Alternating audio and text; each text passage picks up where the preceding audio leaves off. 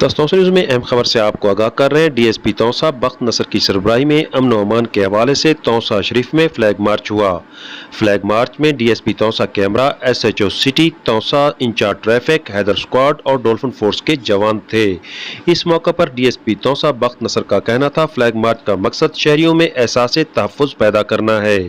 अमन व अमान की सूरत हाल को बरकरार रखने के लिए फ्लैग मार्च का इनेकाद किया गया है। शरपसंद अनासर पुलिस फोर्स के हौसले पस्त नहीं कर सकते। उन्होंने कहा, तौसा पुलिस शहरियों के जानो माल की हिफाजत के लिए हमा वक्त तैयार है। सुहेल शहजाद, बस तौसा न्यूज़, तौसा शरीफ।